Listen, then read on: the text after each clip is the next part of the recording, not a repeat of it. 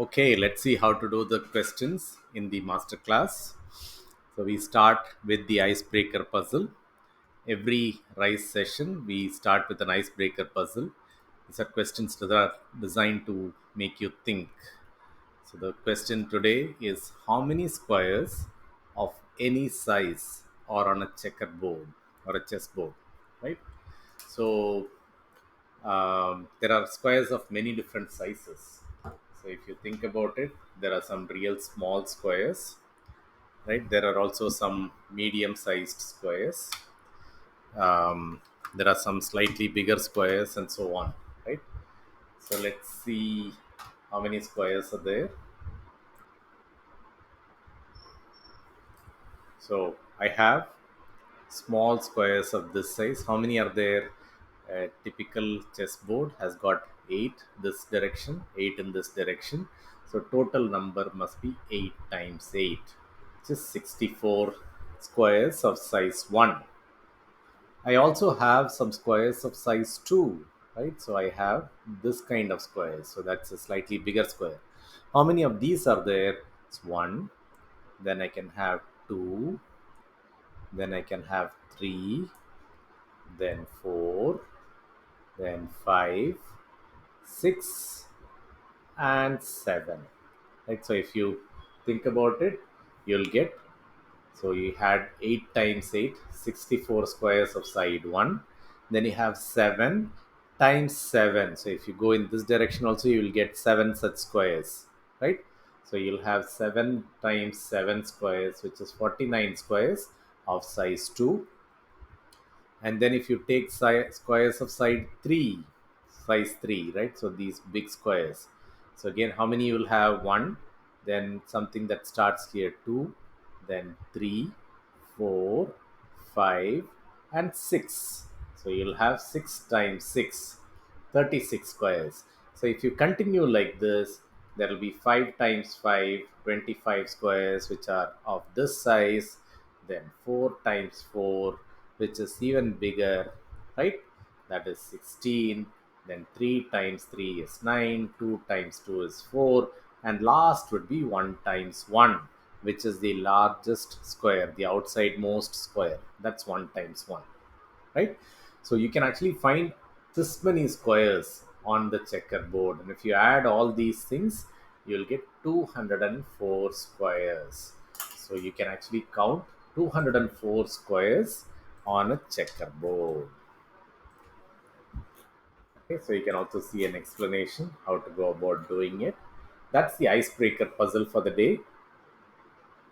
Let's look at the next section, which is lessons. So, in a typical RISE session, we do a rapid fire section after the icebreaker. Rapid fire is where we practice answering questions very fast. So, you'll be given maybe 5 to 10 questions, and you'll be given 5 minutes to answer those questions. Very simple questions, just to give you more practice. And lessons is where we actually practice a topic, right? So this is practicing integer operations.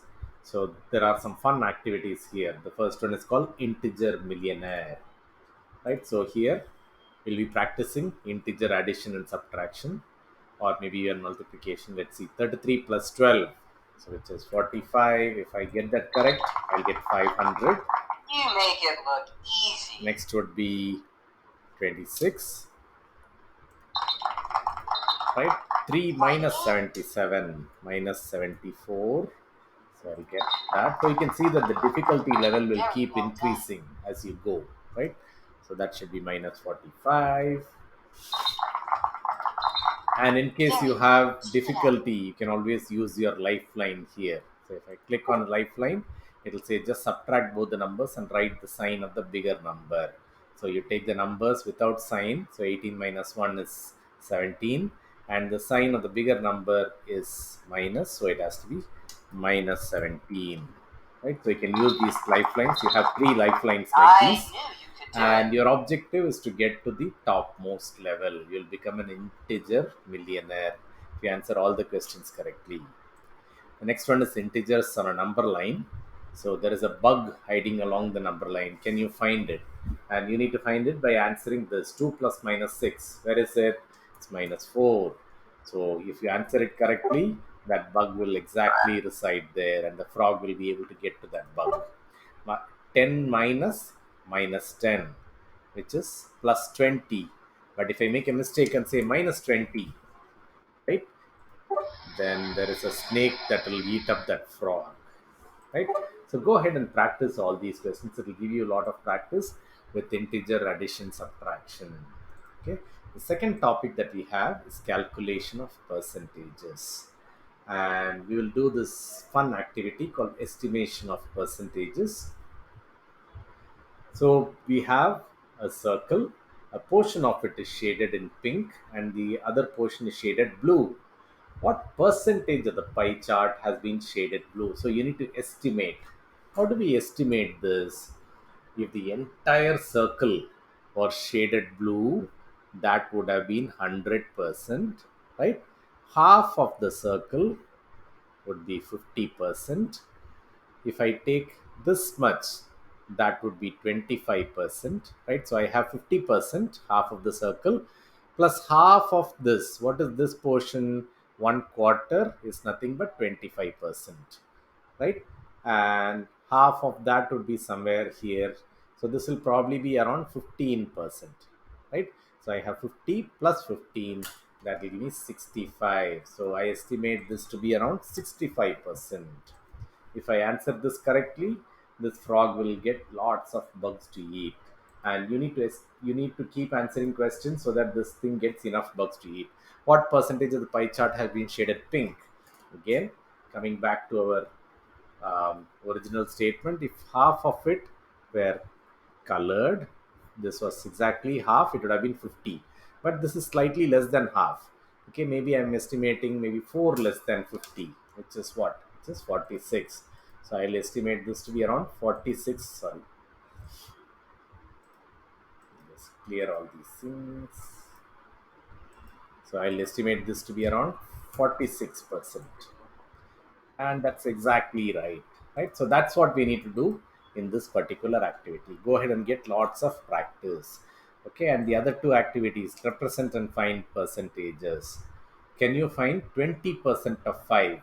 And we are going to use these blocks. What does 20% mean?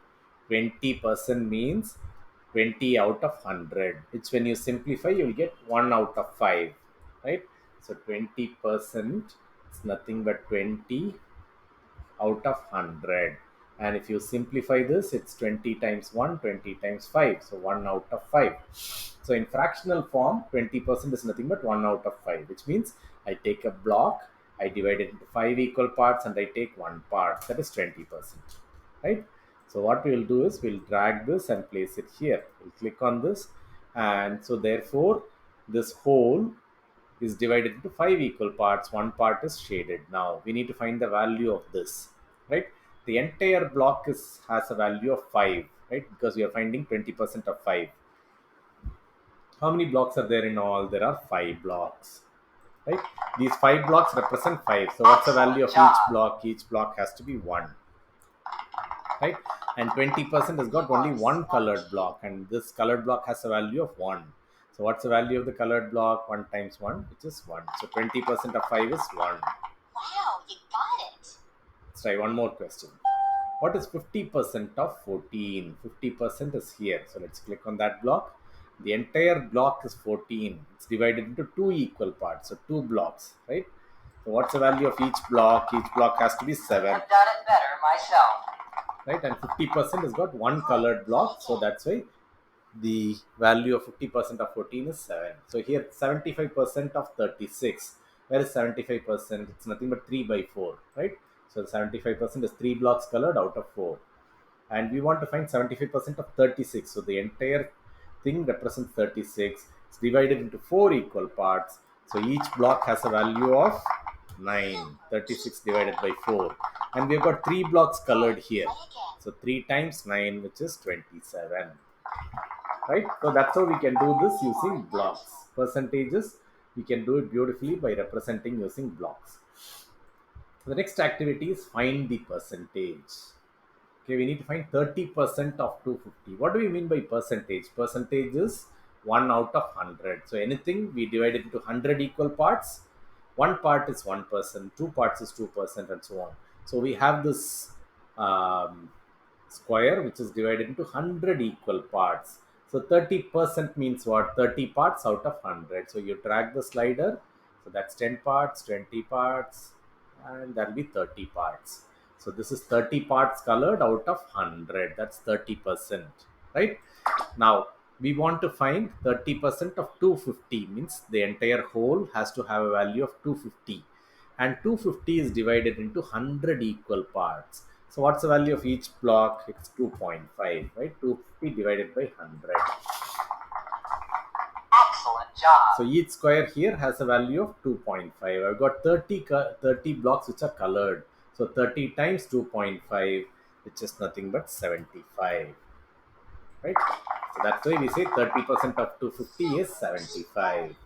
When I do reset, something else. Okay, 5% of 900. So the entire block represents 900. I need to find 5%. So you need to drag it only up to 5 blocks, right? So I need to find the value of this. So the entire thing is 900. It's divided into 100 equal parts. So what's the value of each square? 900 divided by 100, which is 9.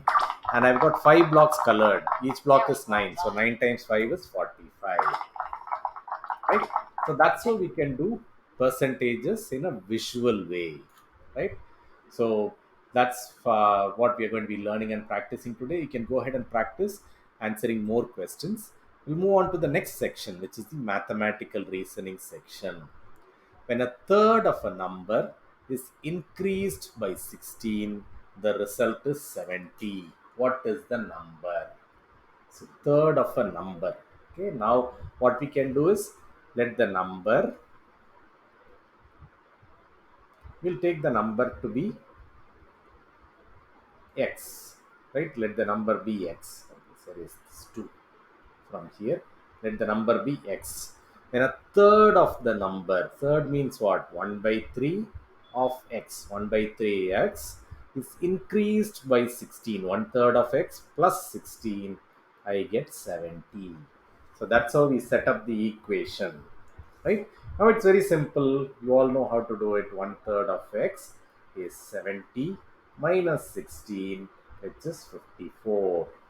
So one third of x is 54, which means x is equal to 3 times 54, which is 162.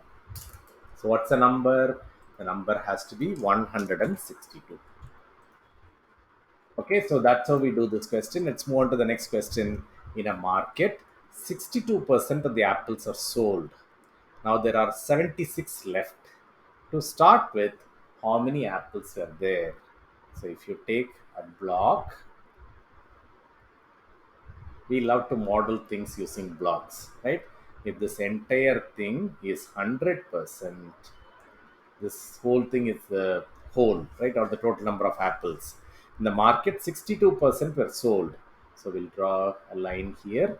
This is sold, which is what? 62%. This is the portion remaining, right? What is the portion remaining? 100% is the total, 62% is sold, which means 38% remains, right? And it says that that is equal to 76 apples. So 38% of apples is 76 apples. How do we write this? 38 by 100 of total is 76. So what's the total number of apples?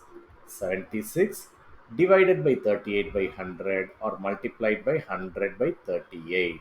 When we simplify this, 38 once, 38 twice, and this is 2 times 100, which is 200. So total number of apples has to be 200.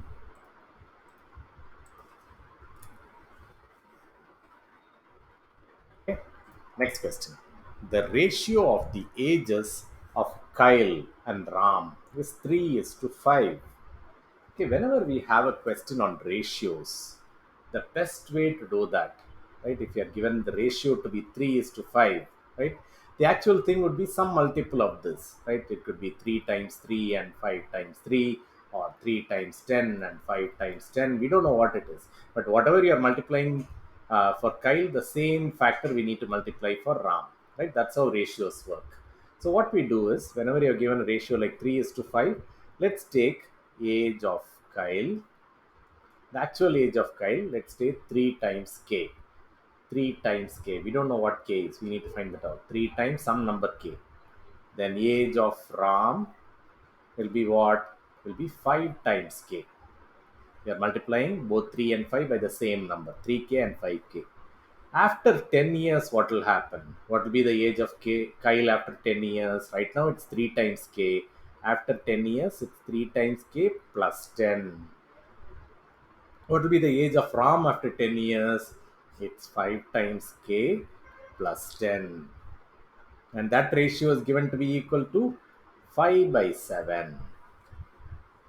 Right? Now, using this, can we solve for k? All we have to do is just cross multiply these two, right? So 7 times 3k plus 10 must be equal to 5 times 5k plus 10. So if you multiply this, what do you get? 7 times 3k plus 10, 7 times 3k is 21k, plus 7 times 10 is 70, 5 times 5k is 25k, plus 5 times 10 is 50, right? We got 21k, we got 25k. So let's take the k to this side and we'll move the 50 to this side. So what will happen? 70 minus 50. 50 comes this side, it becomes minus 50. This 21k goes to the other side, it becomes minus 21k. So 25k minus 21k, right? 70 minus 50 is what? This becomes 20, equal to 25 minus 21 is 4 times k. 20 is 4 times k, or k equal to 20 divided by 4, which is 5, right? So the value of k has to be 5, which means age of Kyle is what? 3 times 5, which is 15, and this is 5 times 5, which is 25. How old is Ram now? Ram is the second person. He is 25 years old, right? That's all. So that's how we do this question. Okay. Again, the key to doing things with ratio is, when you are given 3 is to 5, just take the actual ages to be 3 times some variable and 5 times the same variable, and then you can just use the remainder of the information and try to solve for it. Next question. Geeta was asked to multiply a number by 25. Instead, she multiplied by 52 and got the answer as 324, more than the correct answer. The number to be multiplied was what? Again, let number to be multiplied be x. We don't know what it is. That's what we are going to find, right? She was asked to multiply the number by 25. So actually, she should have multiplied 25 times x. But what did she multiply? She multiplied by 52, right? So she multiplied by 52 times x, right? And it says got the answer as 324, more than the correct answer. So 52x, the correct answer should have been 25 times x, right? So if you find the difference between 52x minus 25 times x, this becomes 324. So in all these questions, the only thing that you are expected to do is to find the equation. If you do the equation, then after that it's very simple, right? 52 times x minus 25 times x will give you the difference, right? And that difference is given to be 324. What's the difference here? This is 27 times x, 324, or x is 324 divided by 27, right? So that is 112, right? So the value of x has to be 12. That's all. Okay. So make key thing is to get the equation correct. Each hexagon is made by adding the numbers in the two hexagons below it. Can you fill all the numbers in the puzzle below and find the value of a plus b? Okay, and we need to use integer addition. Okay, minus 20 is here. Minus 12 plus this number will give me minus 20, because each number is the sum of the two numbers below. Minus 12 plus what gives me minus 20? Minus 12 plus minus 8, right? So a has to be minus 8. Let's place minus 8 here, right? If this is minus 8, this is minus 5, what will this be? Sum of these two has to be minus 8. So something plus minus 5 gives me minus 8. What will this be? This will be minus 3, right? So this has to be minus 3, right? Now, knowing minus 3, we can find what comes here.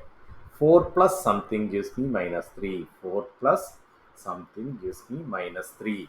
What will be this something? You can just take the 4 to the other side and say minus 3 minus 4, just minus 7. So this has to be minus 7, right? And if this is minus 7, and if you know that this is minus 5, then we know that minus 7 plus b equal to minus 5. So b equal to minus 5 minus minus 7 is minus 5 plus 7, which is 2. So b has to be 2. So a was minus 8, b is 2. What's the value of a plus b? Minus 8 plus 2. Minus 8 plus 2 is minus 6. So the correct answer is the last option that you have.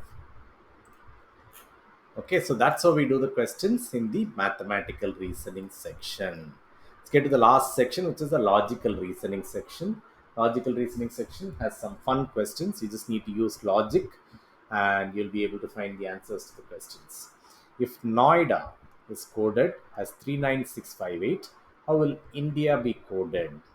So, looking at this, we can see that each letter is coded by a specific digit, right? So, N is 3, O is 9, I is 6, D is 5, and A is 8. So, in India, I is what? The third one, which is 6. N is the first one, 3. D is the fourth one, which is 5. I is the third one, again 6. And A is the last one, which is 8. So 6, 3, 5, 6, 8, which is the second option. Right? Very simple questions, but you just need to use logic to find the answers. Find the one letter that will complete the word in front of the blank and begin the word after the blank. The same letter will fit into both sets of blanks, and you should be able to form four different words. So only one letter we need to fill, and you need to get four words. So let's try D. B O A D. There is nothing, no letter like that, right? B O A T. T is fine. T U D E. There is no word like that.